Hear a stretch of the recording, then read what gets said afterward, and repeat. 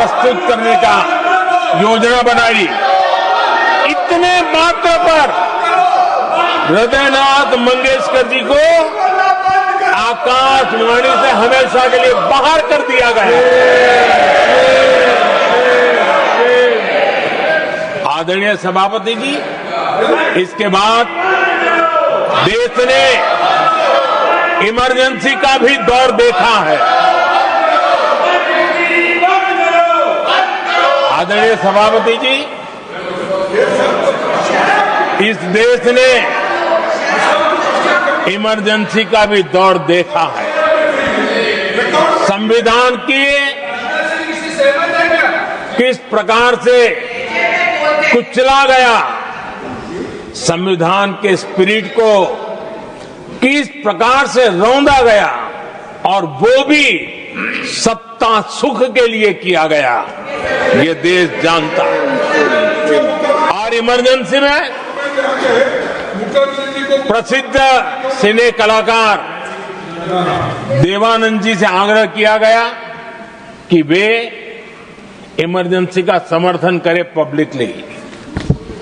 देवानंद जी ने साफ साफ इमरजेंसी पर समर्थन करने से इनकार कर दिया। उन्होंने हिम्मत दिखाई, और इसलिए दूरदर्शन पर देवानंद जी की सभी फिल्मों को प्रतिबंधित कर दिया गया।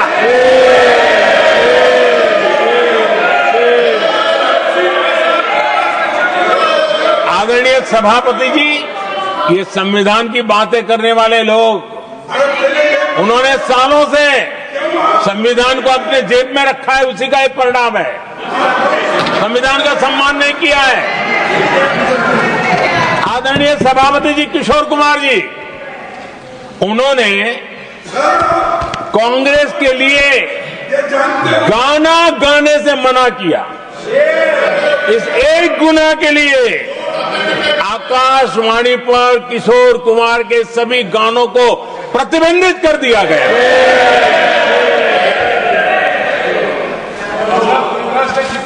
आदरणीय सभापति जी, मैं इमरजेंसी के उन दिनों को भूल नहीं सकता, और शायद आज भी वो तस्वीरें मौजूद है।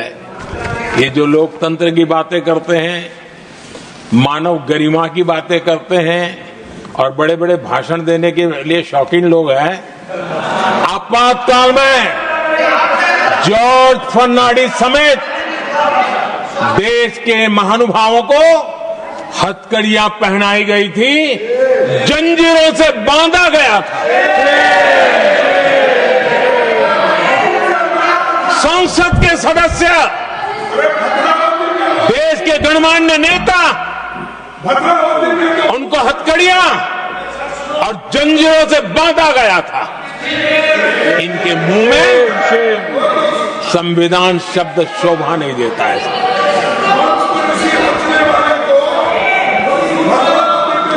आदरणीय सभापति जी, सत्ता सुख के लिए, शाही परिवार के अहंकार के लिए इस देश के लाखों परिवारों को तबाह कर दिया गया, देश को जेल खाना बना दिया गया।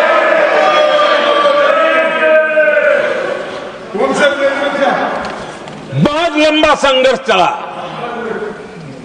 ये अपने आप को बहुत बड़ा 30 बार खा मारने वालों को जनता जनार्दन की ताकत को स्वीकार करना पड़ा, घुटने टेकने पड़े, और देश में जनता जनार्दन के सामर्थ्य से इमरजेंसी हटी। ये भारत के लोगों की रगों में जो लोकतंत्र है ना, उसी का परिणाम था।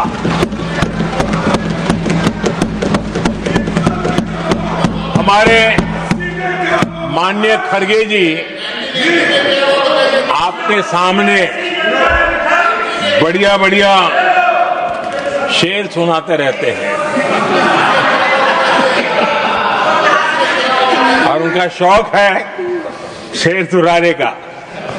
और सभापति जी, आप भी बड़ा मजा लेते हैं।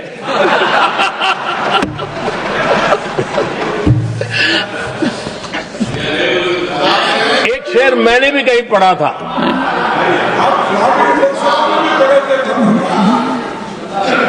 तमाशा करने वालों को क्या खबर, तमाशा करने वालों को क्या खबर,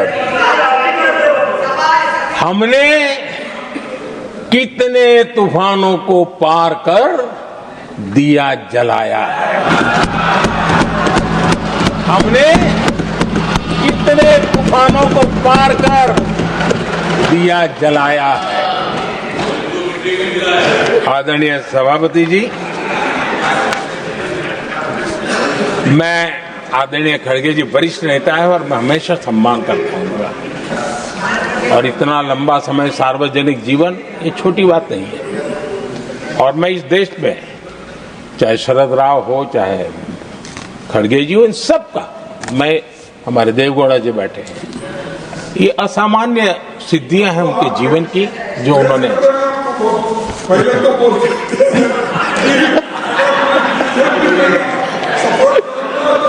ऐसा है खड़गे जी, आपको आपके घर में तो ये बातें सुनने को नहीं मिलेगी, नहीं बता दिया।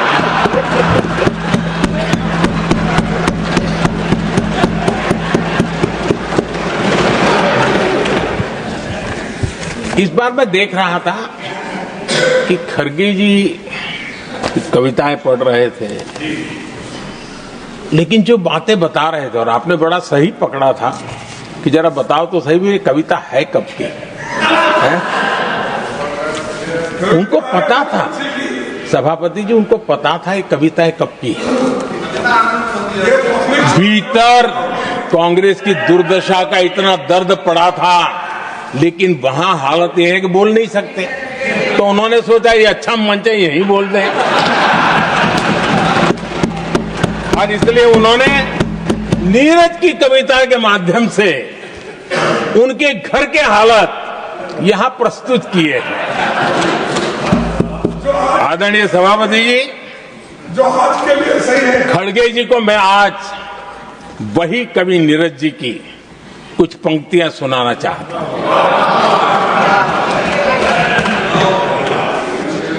कांग्रेस सरकार का जो दौर था उस समय नीरज जी ने ये कविताएं लिखी थी, और उसमें उन्होंने कहा था, है बहुत अंधियारा, है बहुत अंधियारा, अब सूरज निकलना चाहिए,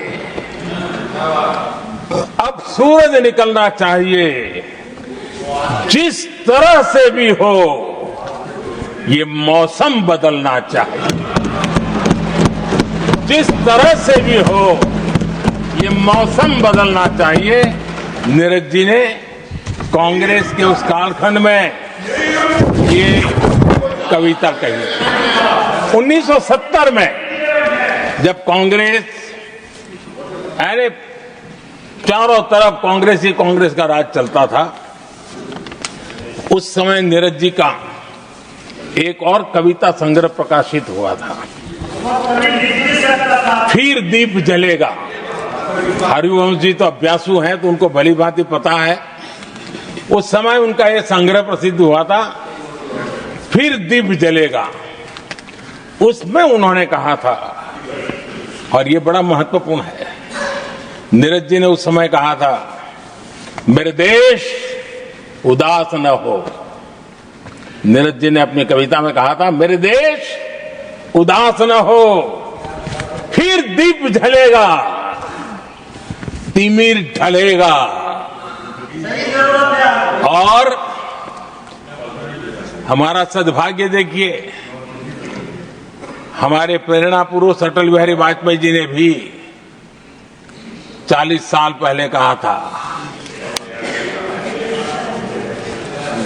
सूरज निकलेगा, अंधेरा छटेगा, कमल खिलेगा।